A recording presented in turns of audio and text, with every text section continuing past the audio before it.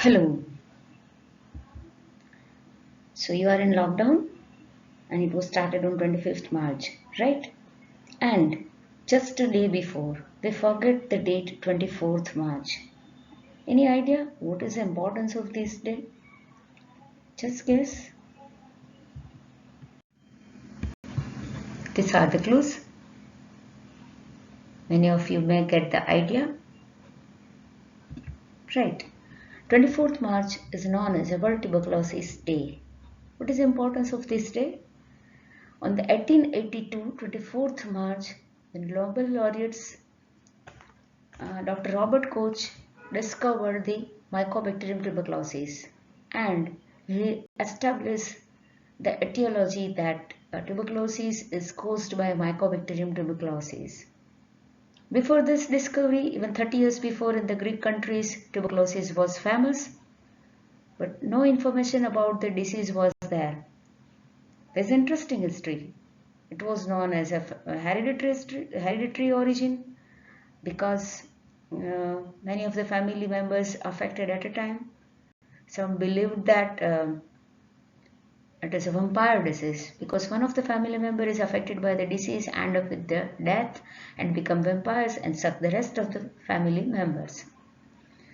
So no background information about the tuberculosis was there, and thereby there is a lacking of a management. So after the discovery of Mycobacterium tuberculosis and established the etiology, it set a milestone for a medical science for understanding in detail about the pathophysiology as well as management. So today's lecture is about the anti-tubercular drug. That is the outline of a lecture. What is a tuberculosis? The tuberculosis is a chronic granulomatous disease caused by Mycobacterium tuberculosis. So by definition, it is a chronic in nature. As a hallmark is a granulomatous condition and caused by the etiological agent, that is a Mycobacterium tuberculosis. So tuberculosis is a chronic granulomatous disease caused by Mycobacterium tuberculosis. It describes the nature, type of lesion and causative organism. And the previously it is also known as a wasting disease, consumption disease, because the first pronounced apparent clinical pictures on the patient is loss of weight and also the white plaque. That means the pale looking appearance of the patient. The name tuberculosis was derived from the round, tubercle means round nodule or the swelling. Osis means condition. So in the patient X-ray, something round swelling producing condition is there. So the term coined the tuberculosis. So according to the epidemiological data, what is the incidence and prevalence of a tuberculosis? The 1/3 of a world population is infected with tuberculosis. So every third person in the world is infected with the tuberculosis. So total global burden is 9.6 million new cases every year. That is according to the reports of WHO, World Health Organization 2018. And out of this 9.6 million, the 1/4 part is alone contributed by the India. So there is the highest burden of tuberculosis from the India. So to combat that situation, the India started the National Tuberculosis Control Program almost 50 years back in 1962. Even though much progress has been achieved, still the elimination is not there. So it was revised in the later years and it is revised National Tuberculosis Control Program.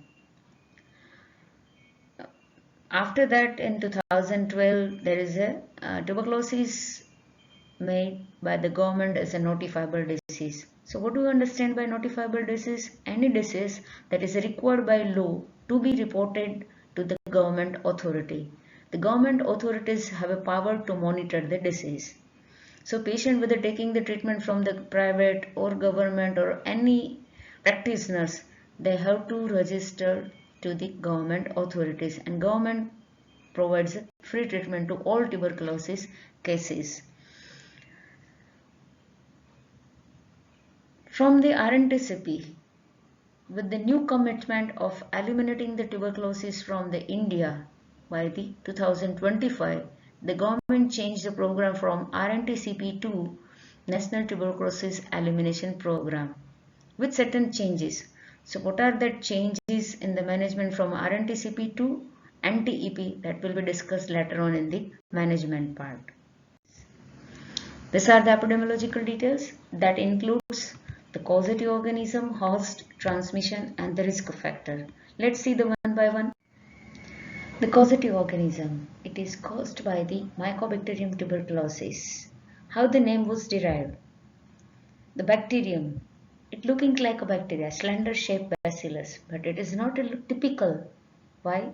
Because it is a waxy in appearance. Myco means waxy appearance. Why it look waxy? Due to high lipid containing cell wall. So first bacterium that is identified in the human causing a tuberculosis, that is Mycobacterium tuberculosis.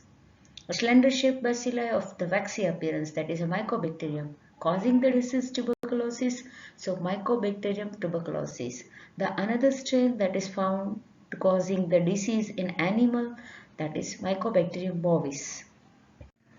These are the other strains of the Mycobacterium, that is Mycobacterium africanum and Mycobacterium microti.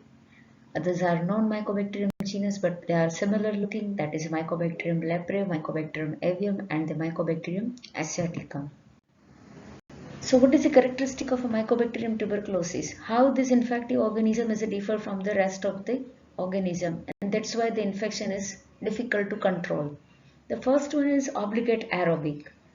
Means this organism grow only in presence of oxygen, and that's the reason that it successfully live in the oxygen rich tissue and it mainly affect the lung. Second, it is a facultative intracellular pathogen. It survive inside the inside the cell, that is a mononuclear phagocyte. Third is very slow dividing time, that is a 15 to 20 years. The majority bacteria having a dividing time is seconds and minute. Actually, the antimicrobial drugs targets the dividing cell. So here, to be effective killing of bacteria, the antimicrobial drug has to be there almost 15 to 20 hours around a day. Third one is it can be easily stained by the gram stain. Why don't take the gram stain? Because of it is a typicality of a cell wall. The cell wall is rich in the lipid. That lipid is mycolic acid, and this cell wall accounts about the 50% of a dry weight of a cell, and it confers many bacterium's characteristic. Why? It don't take the stain. It will take only the acid fast. That's why the acid fast staining is utilized for the identification of this organism. It resists to the antibiotic.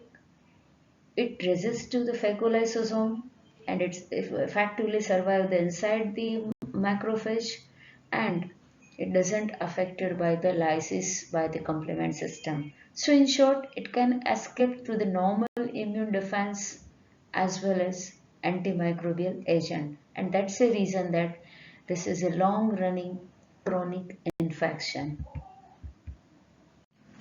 So second is the risk factor. Who are at the risk of developing tuberculosis? A healthy individual having a healthy immune system can taking care of any kind of infection. In the same way, it can successfully fight the TB bacteria too. But person having a certain pre-existing disease or on the medication for a long run, they have a weakened immune system. Which are that disease and condition? The malnutrition, advanced age, alcoholics, diabetic patient, HIV patient, patient on the antiretroviral therapy, anti-HIV therapy, immunosuppressive therapy, they all are the higher risk for developing the tuberculosis. So these are about the risk factors.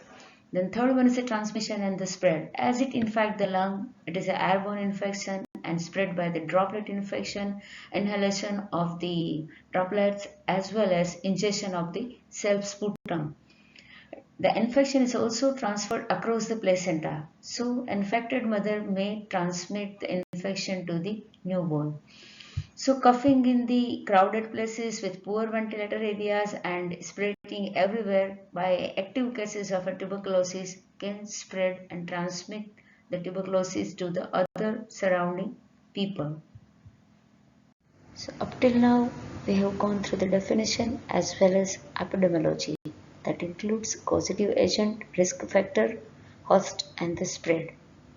Now there is a pathophysiology of tuberculosis. Through the inhalational route, the infective organism Mycobacterium tuberculosis enters the host and it resides in the lung inside the alveoli, because the lung is high oxygen rich tissue and the best thrive at the apex because of high oxygen tension. Within the alveoli, they grow and multiply and then engulfed by the alveolar macrophage and it is converted into phagosome. Generally, the phagosome bind with the lysosome and undergo the oxidation by the lysosome. But Mycobacterium tuberculosis inhibit the fusion of a phagosome to lysosome and they escape the lysosomal degradation. And that is the reason that Mycobacterium tuberculosis survive intracellularly for a longer period of time. Now, this macrophage having an intracellular Mycobacterium tuberculosis, few of the cells expresses the antigen presenting cells. So the macrophage having the APC, that is the antigen presenting cells, that carries the MTB antigen. They will reach to the lymphatic system and lymphatic organ, from where it causes the activation of a helper T cells and activation of a cell mediated immunity. Because of activation of a help cell, there is a helper T cells, there is a release of interleukin 1, interferon gamma and TNF alpha. This interferon gamma causes the activation of endothelium and they acquire the monocyte adherens protein. This monocyte adherens protein will allow the binding of a monocyte to the endothelium. So squeezing of a monocyte from the blood to the site of injury. At the site of injury, this monocyte is converted into macrophage. This macrophage increases in number around the alveoli. And this macrophage changes their characteristic and converted into epithelioid cells. So group of a cluster of epithelioid cells surrounded by a rim of lymphocytes, and some of the cells are undergo the fusion and form a multinucleated giant cell. Together, whole structure is known as a granuloma. So here the same steps of the pathology of tuberculosis in the diagram. The first indicates the Mycobacterium tubercular bacilli entry in the lung. Second is inside the macrophage. Third is in the lymphatic system and activation of a helper T cell. Fourth is interferon gamma acting on the endothelium to acquire the monocyte adherens protein, and this allow the addition of a monocyte to the endothelium. The 4A is a squeezing of a monocyte from the blood vessels to the site of injury, and after reaching to the site of injury, the monocyte is converted into macrophage and changes the characteristic, few of them, and converted into epithelioid cells, and the fusion of so many cells converted into giant cells. So from these giant cells, they are surrounded by the rim of a lymphocyte, and finally there is a granuloma formation. This granuloma is located at the alveoli, and by coughing and sneezing, in this, a few of this granulomatous material may be present in this sputum, which becomes a source of infection and transmission to the another person. So finally, the granuloma consists of a macrophage surrounded by the epithelioid cells, giant cells, zone of a lymphocyte, plasma cell and fibroblast. So solid cluster of a cell known as a hard tubercle. Within the 2 weeks, means 10 to 14 days, the center of this hard tubercle undergo the caseous necrosis and it gives rise to the yellowish white appearance in the center. That is known as a soft tubercle. That carries quite important diagnostic confirmation. With the widespread soft tubercle over the various part of alveoli and the lung causes the finally pulmonary tuberculosis. The newly formed granulomas damage the tissue and degenerates the surrounding tissue. If these granulomas spreads and damage to the various parts of the body, then the condition is termed as a miliary tuberculosis. So, when infected person cough, sneeze, the granuloma that may be present in the sputums now come into the contact with air. In the air, the lymphocyte fibroblast surrounding the cluster of epithelial cells become inactivated and Mycobacterium bacilli gets free from the epithelial cells. Now comes in the contact with the another person. Through the inhalations, it infects to the new person. This is again the same diagrammatic representation of pathology, starting from alveolar macrophage having inside the Mycobacterium tuberculosis, the few of them possesses the antigen presenting cells. They represent themselves to the T cell. So T cell leads to the activation of a helper T cell. Activation of a helper T cell will set the cell mediated immunity. The release of gamma interferon will causes more and more monocyte undergo the activation and it is turned into the activated macrophage. This activated macrophage in large amount have a power to produce a nitric oxide and reactive oxygen species that will causes bactericidal activity. So if suppose healthy immune system is there, that up to this stage immunity will taking care and not allow the organism to proceed. But there is a weak immunity system is there, then activated macrophage and the cytokines released from the helper T cells along with the TNF alpha, it will causes the migration of a lymphocyte monocyte to the site of injury. This monocyte is converted into activated macrophage. Activated macrophages will causes the further attraction of the cells. Few of the cells then converted into epithelial cells, giant cells, and finally the bacteria begin to set a granulomatous lesion into the site of entry. The type of tuberculosis, the pulmonary and extrapulmonary. If the infection sat within lung, the pulmonary tuberculosis. If it migrates and reaches to the other site, then it may involve the lymph node, pleura, pericardial tissue, various bone, then genitourinary tract, that uterus, then liver, spleen, or intestine in the intestinal tract, and there is a meninges. So what are the clinical presentation of tuberculosis?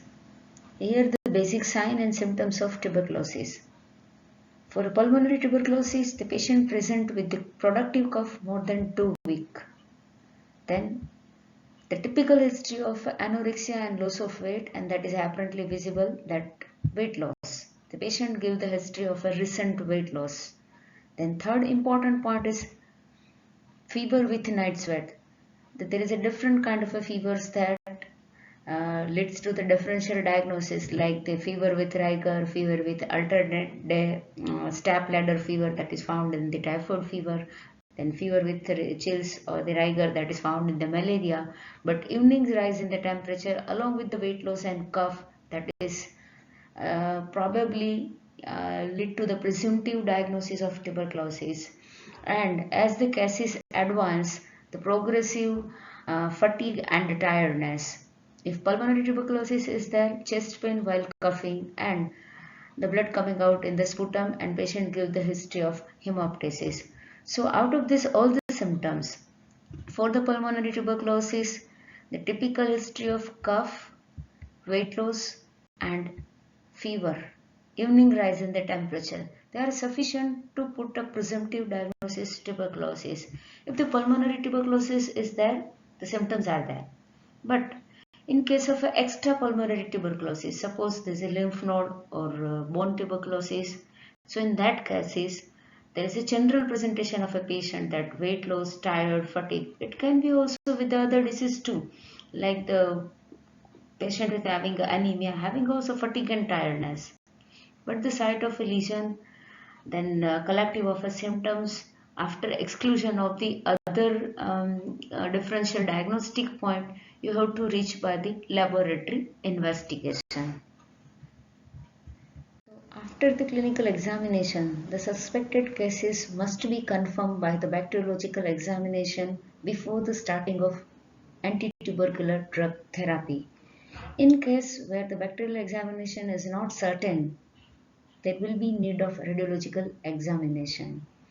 Other tests are immunological tests, which helpful into the particularly in extrapulmonary tuberculosis cases. So this is the diagnostic algorithm. The person having the productive cough more than 2 weeks should subject it to the bacteriological examination, the two sputum smear analysis. If 1 or 2 is positive, it considered as a sputum smear positive pulmonary tuberculosis. If 2 is a negative, then prescribe an antibiotic for the 10 to 14 days. If the cough subsides, then there must be upper respiratory tract infection. If cough persists, then further second round of bacteriological examination with the 2 sputum smear examination.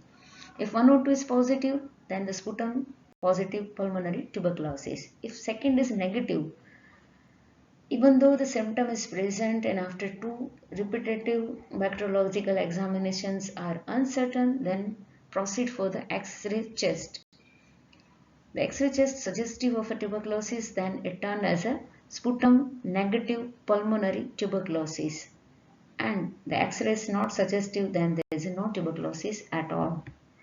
So bacteriological evaluation is still today the gold standard for the confirmation or the diagnosis of a tuberculosis.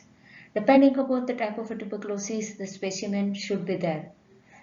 Sputum, pleural fluid. In case of a TB meningitis, there is a cerebrospinal fluid, then blood or urine, gastric lavage or gastric hosting material, and biopsy material in case of a solid organ. For example, in case of a lymph node, intestine, liver, spleen, material should be sent for the bacteriological evaluation. The bacteriological evaluation done by the smear test as well as culture test. Special staining is used as a Jardine-Nelson staining and Oramin stain under the fluorescent microscopy. If the bacteria is a very scanty in amount and difficult to identify in the smear examination, then it's subjected to the culture test, that is Algae media and Middlebrough. The rough buff colored colony is suggestive of a Mycobacterium tuberculosis. Others are the immunological diagnosis, that is a Montauk test or tuberculin test, that is for the self-learning, that how this test is carried out, which material is used for the test, what is the interpretation of the test, and what is the limitation of a test. You may also learn this tuberculin or the Montauk test in the PSM too. So I am skipping this part here. So till time, you just have the idea about what is a tuberculosis. The pharmac lecture has not started yet. Now there is the lecture of anti-tubercular drugs start. So the first is classification of anti-tubercular drug, AKT. You see the letters AKT in bracket. What is the full form of AKT? Find out. The anti-tubercular drug classification is based on the first line and second line. Are you visible any line between this? So what is this line? How this line is decided? The first line and second line. The first line drugs means the line is decided by risk-benefit ratio. The first line drug is highly efficacious with lower adverse drug reaction. The second line drug is lower efficacious but higher adverse drug reaction. So first line drug includes standard essential 5 drugs, that is isoniazid, rifampicin, pyrazinamide, ethambutol and streptomycin. That is the group 1. Second is the second line drugs. In the second line drugs, you see the 3 boxes. One is a fluoroquinolones, another is an injectable, and third is oral drug. See, in the second line, 2 groups are there. One group belongs to the another chapter of antimicrobial, that is a fluoroquinolones. Another one is injectable. In the fluoroquinolones, all the fluoroquinolone compounds are not effective against the Mycobacterium tuberculosis. Few of them having a specific action on this organism are put in the list of second line tubercular drugs, fluoroquinolones, that is Oflox, Levoflox, Moxiflox and Ciproflox. How to remember? OMLC, MLC, moxifloxacin, levofloxacin and ciprofloxacin. Then second is injectable drug, which antimicrobial is only given by the parenteral route, no oral preparation is there. Yes. Which one? The aminoglycoside. So again in the aminoglycoside chapters, 2 or 3 compounds are there which have action on the Mycobacterium tuberculosis. That are the kanamycin, amikacin and capreomycin. How to remember this group in the injectable compound? Not the KFC but KAC, kanamycin, amikacin and capreomycin. Now the remaining is oral list. It is a somewhat looking larger, right? So how to recall this oral route? In case of an oral route, how to recall? When isoniazid and rifampicin is not working, there is a role of para-aminosalicylic acid.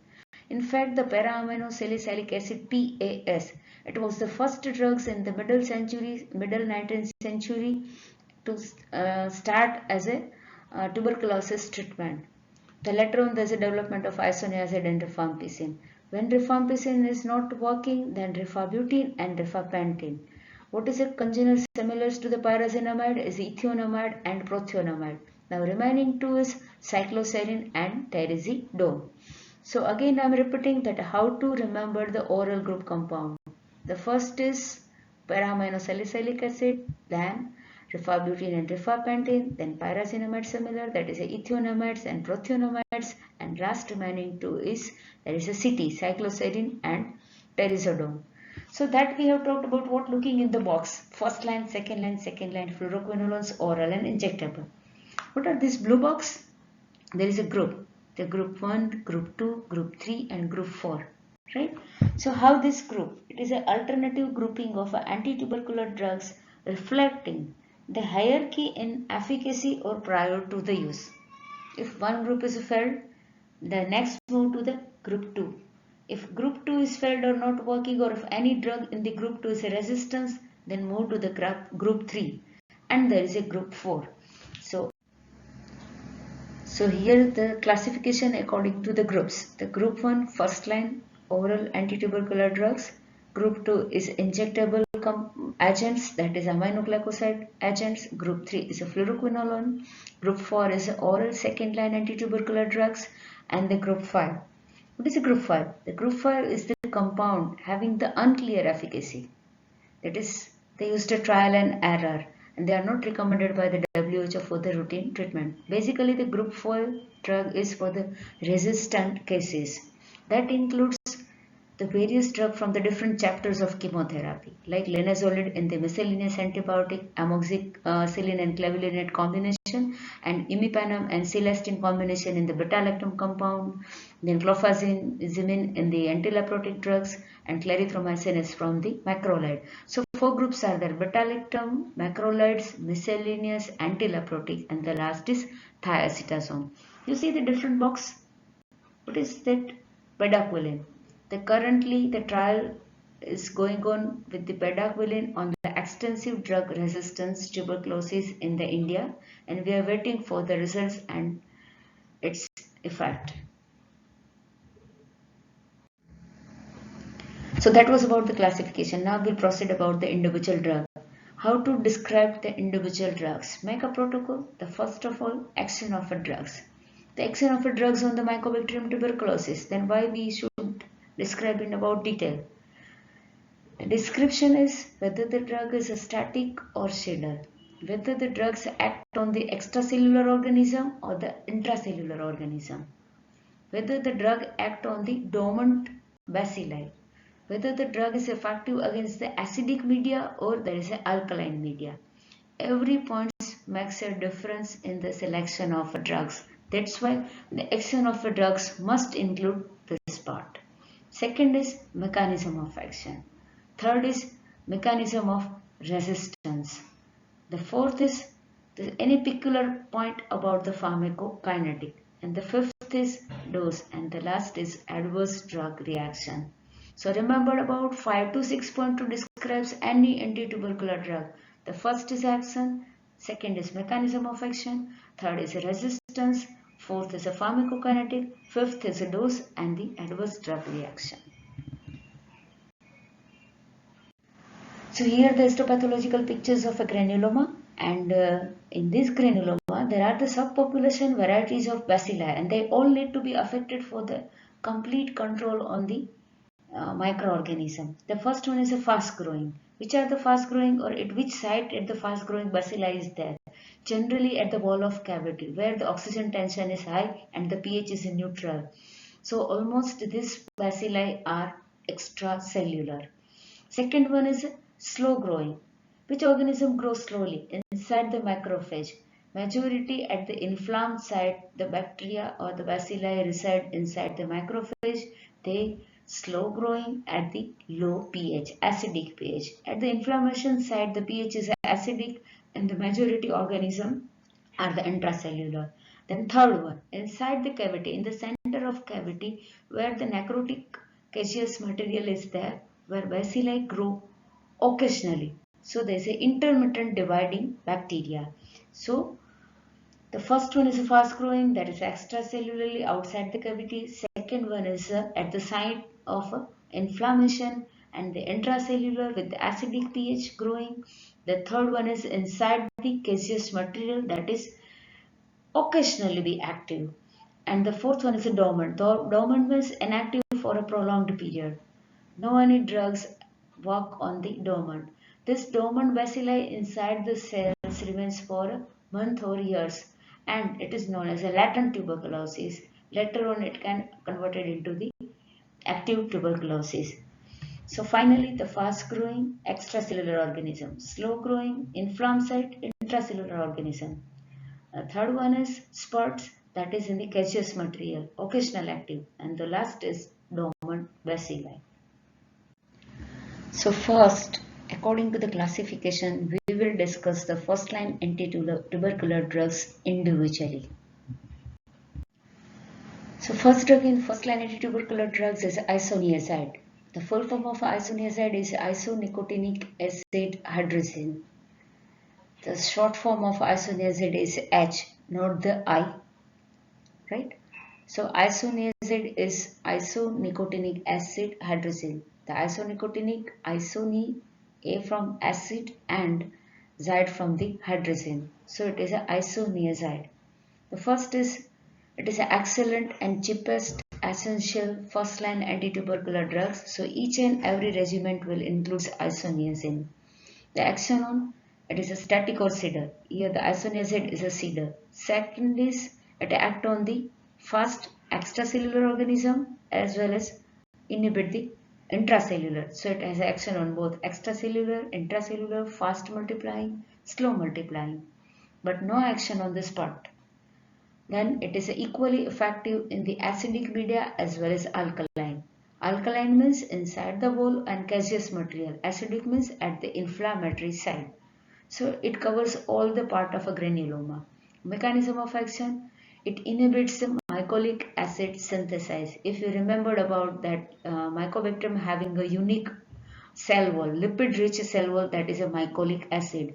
So this action is similar to the penicillin, that penicillin inhibit the cell wall synthesis. Same way the isoniazid inhibit the cell wall synthesis, that is a mycolic acid synthesis inhibition. And this mycolic acid is unique fatty acid components in the mycobacteria, so it don't affects to the other cell wall. That confers the high selectivity of isoniazid to the mycobacteria. Now the mechanism of action of isoniazid. There are the three steps. The first step, isoniazid with the help of a catalase peroxidase inside the Mycobacterium tuberculosis converted into reactive metabolite. These reactive metabolite in the second step bind with the NAD. This binding will inhibit the gene INHA and KASA. These genes are responsible for mycolic acid synthesis. So inhibition of these genes results into the inhibition of a mycolic acid, and that's why the bacterial cell wall.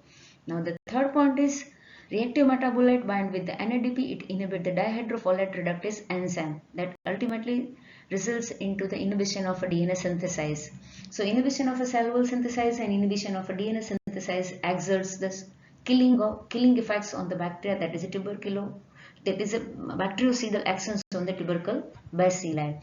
Now think about the mutation. At which point in the mechanism, if mutation, there are the chances of resistance? Yes? First point, second point, or third point. Let's see the mechanism of a resistance.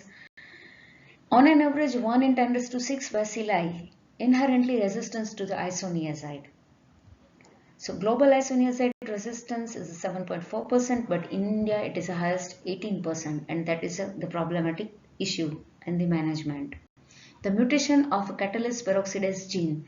This gene is responsible for the catalase peroxidase enzyme, and this enzyme is essential for conversion of isoniazid to reactive metabolite. So if mutation of these genes, that means further isoniazid will not work at all and stop the isoniazid and shift to the another drug. Then later is a point 2, that is a mutation of either of a gene, that is INHA or KASA. If these genes are undergo the mutation, that can be overcome by the providing the high dose of isoniazid. There is no cross resistance to the other antitubercular drug.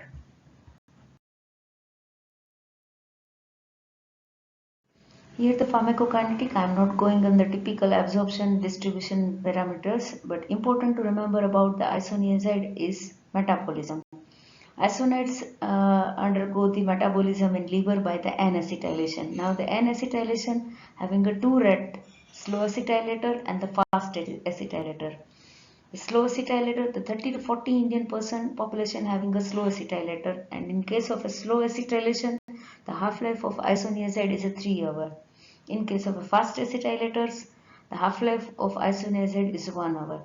Suppose very slow metabolism of isoniazid, that means buildup of higher drug concentration. This higher drug concentration is associated with the dose-related drug toxicity. If fast acetylator is there, then what happen? The fast acetylator, there is a very short half-life. There is an adequate amount of a drug concentration will not sustain in the blood, that leads to the therapeutic failure. In majority of the cases, there is a both acetylator exist in the human being. It don't affect to the daily regimen, but when bi-weekly regimen, 2 times of a drug administration in a week, and the person is only fast acetylator, then failure of therapy will results. So fast acetylator, the problem is therapeutic failure. In slow acetylator, the problem is additional drug concentration is built up in the blood circulation and it leads to the adverse drug reaction. Now the drug interaction. The isoniazid will retard the absorption of phenytoin, carbamazepine, warfarin and theophylline. All the drugs are important because phenytoin and carbamazepine is anti-epileptic drugs that is also running for a month. Warfarin is anticoagulant drugs and theophylline is an anti-asthmatic drug. So in pharmacokinetic, only the point is remember fast acetylator and slow acetylator. Fast acetylator, therapeutic failure, slow acetylator, toxicity. Now the adverse drug reaction. The first common dose-related adverse drug reaction of isoniazid is peripheral neuritis. Why there is a damage to the nerve? Because it interferes with the utilization of essential vitamin, that is a pyridoxine. Active conversion of a pyridoxine is inhibited and that affects to the nerve.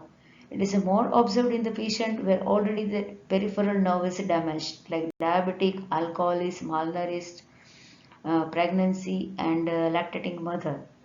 So to prevent that dose-related peripheral neuritis or peripheral neurotoxicity, starts a prophylaxis of a pyridoxine 10 mg per day. So prophylactic dose is a 10 mg. Suppose higher dose of isoniazid you are going to start in patient of a tuberculosis, then definitely the dose-related toxicity will appear. So to prevent that dose-related toxicity, you will start the prophylactic pyridoxine therapy, that is a 10 mg per day.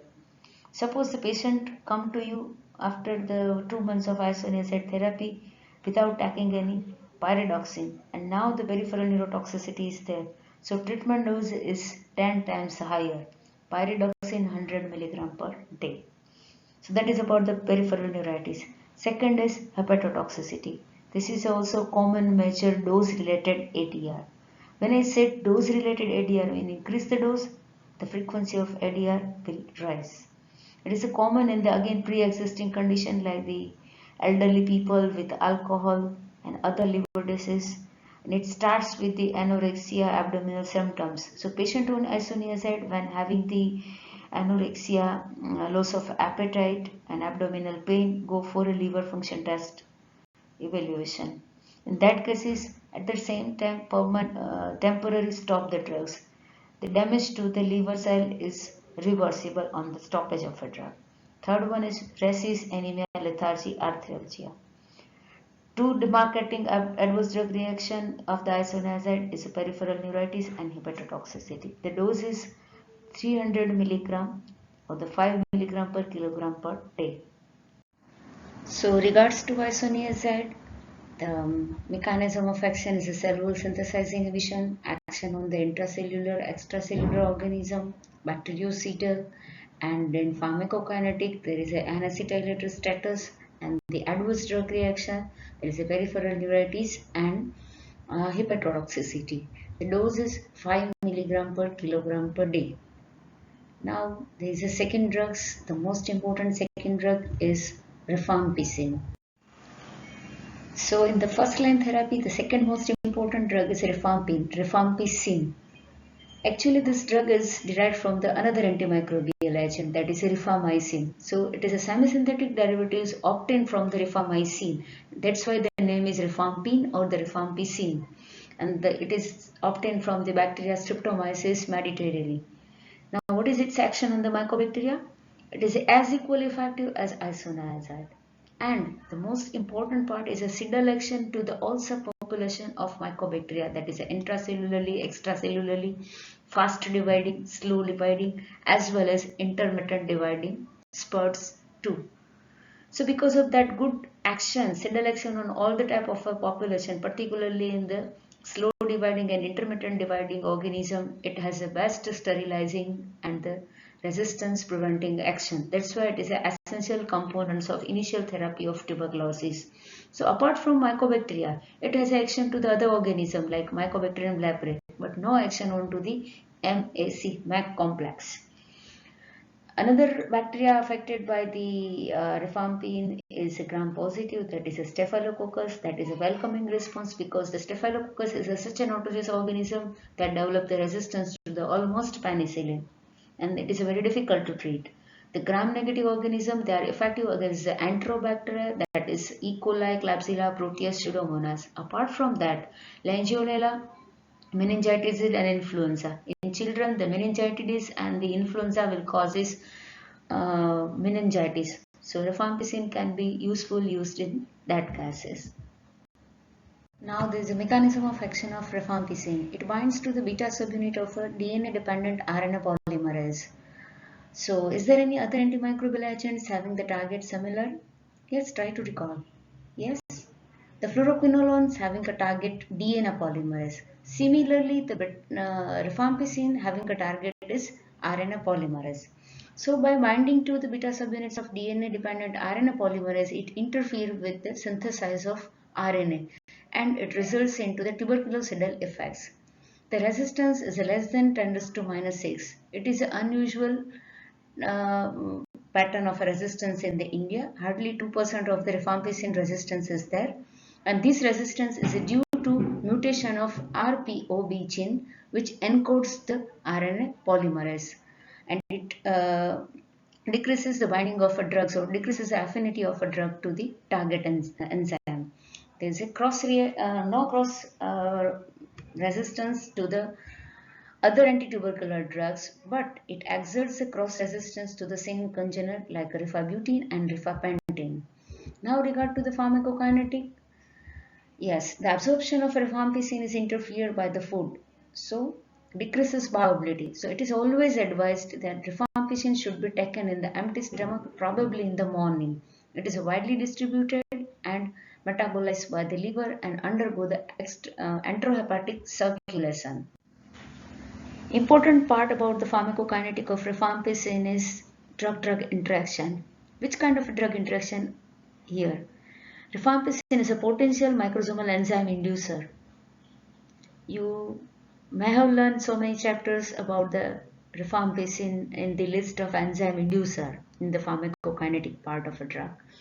Isoniazid is a microsomal enzyme inhibitors.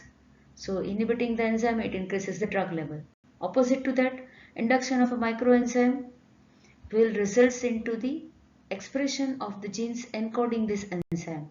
So increases the mass or the number of metabolizing cytochrome enzymes that results into the faster or the hasten the metabolism. Because of that, decreases therapeutic concentration of a drug in the blood and it results into therapeutic failure.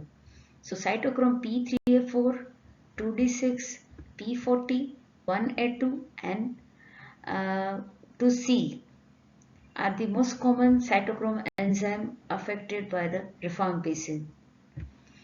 Now, rifampicin enhances its own metabolism. If any other drugs in the listed here, if given for a prolonged period of a time, there is a decreases the effect of that concomitantly administered drug.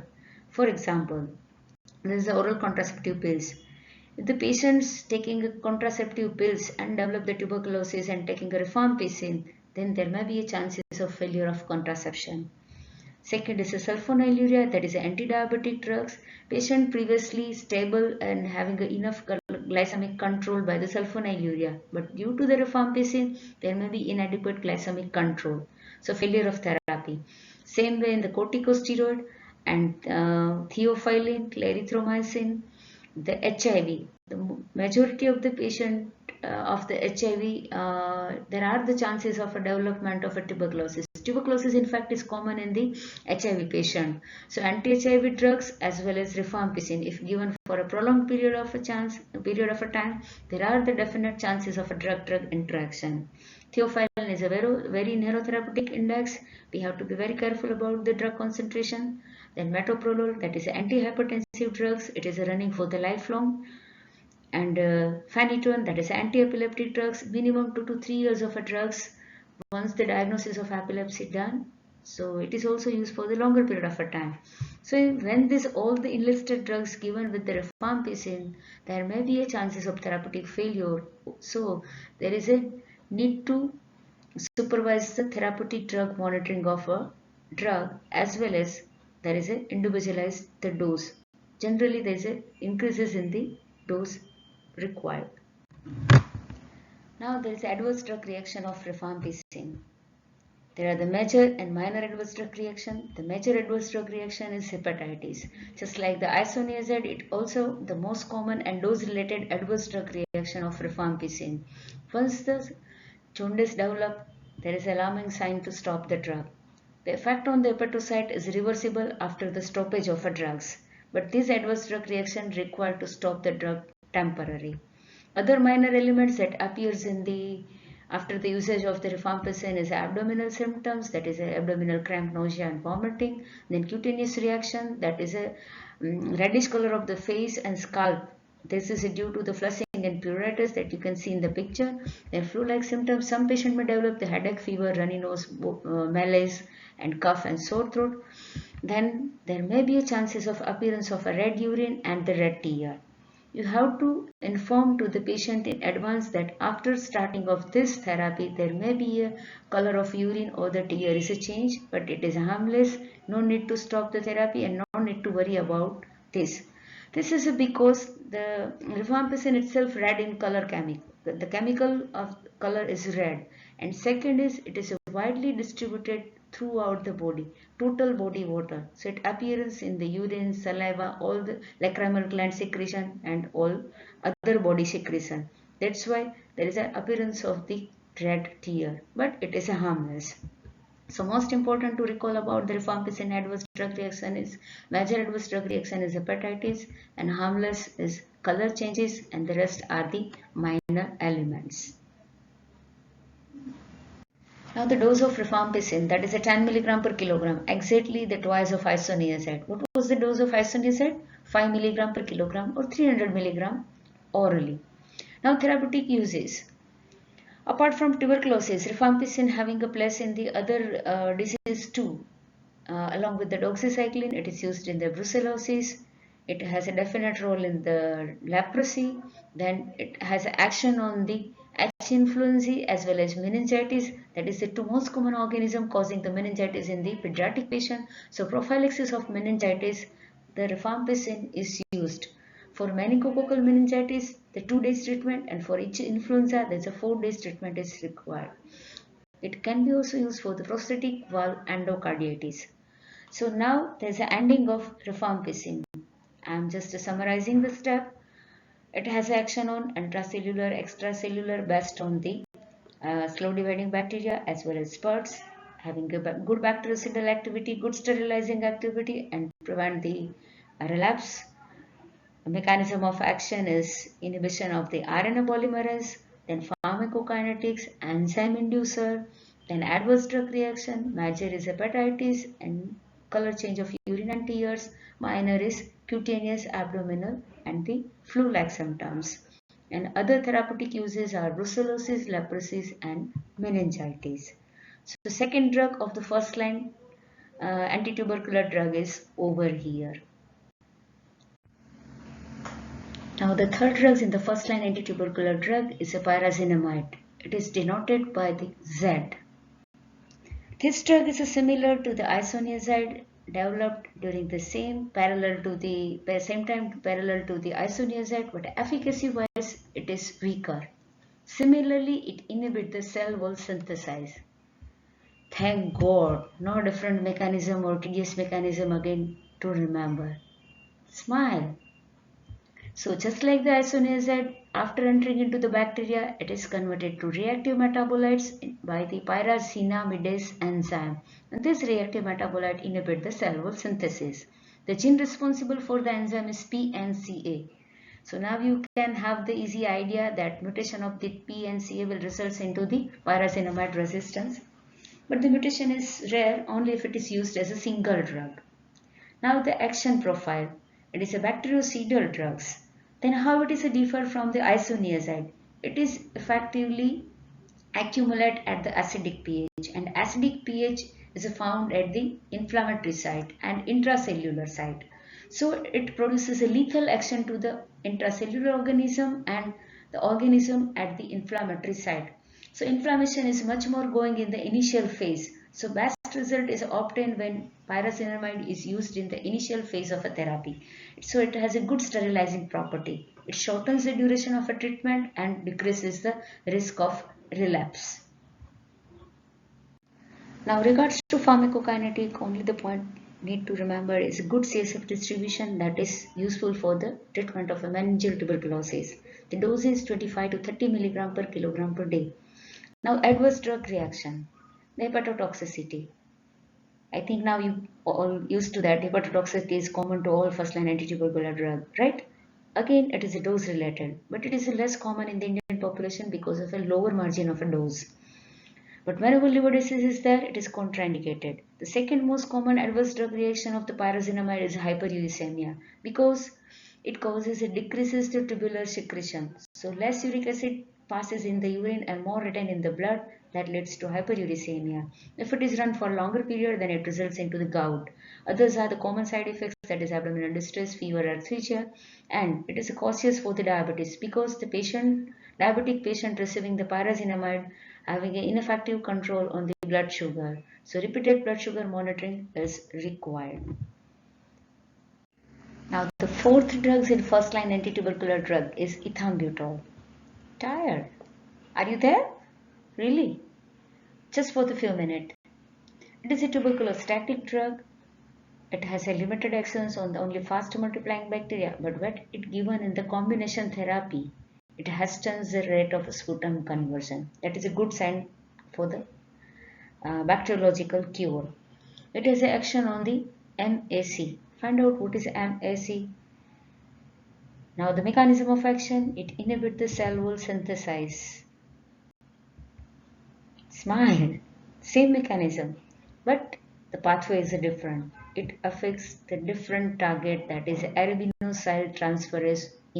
So it inhibits the transporting enzyme, that is arabinosyl transferase enzyme. This enzyme will transfer the arabino sugars that is required for the synthesis of arabinogalactan, and this arabinogalactan involved into the mycolic acid synthesis. So just by inhibiting this transferase enzyme, there is no arabinolactan available to involved in the mycolic acid, and no mycolic acid synthesis will occur. So here the arabinosyl transferase enzyme encoded by the gene EMBA. So now we get the idea that resistance is by mutation of this gene. Now pharmacokinetic. This drug is metabolized in liver as well as eliminated by the kidney. So cautious for the patient have kidney disease. So rifampicin, isoniazid, ethambutol and pyrazinamide all are hepatotoxic and all are caution for the patient with liver disease. This is the drug that is cautious for the patient have kidney disease. Now the adverse drug reaction. There is a very low side effects profile and very good acceptability, but one alarming side effects, that is visual side effects. It is the dose and duration related side effects. The loss of visual acuity, loss of color vision and tubular vision because of retroverbal neuritis. So the first complaint of impairing vision, there is urgent need of a stoppage of medicines. Because the children are unable to report the initial first complaint of impairing vision, they are contraindicated to use of ethambutol. So children are contraindicated. The dose is 1000 milligram or 15 milligram per kilogram per day, and it is safe in pregnancy. This is the last drug of first line anti-tubercular drugs, and it is for homework because it belong to the group aminoglycoside, and that is already taught to you. So now ending with the first line anti-tubercular drugs, next move the last one important slide. So this is the brief summary of all the 5 first line anti-tubercular drugs. That is very easy to recall. Right now, after 1 hour of this lecture session, you may not interested to look at it, but as you start reading and later on you will love this table. I'm sure about it. Thank you.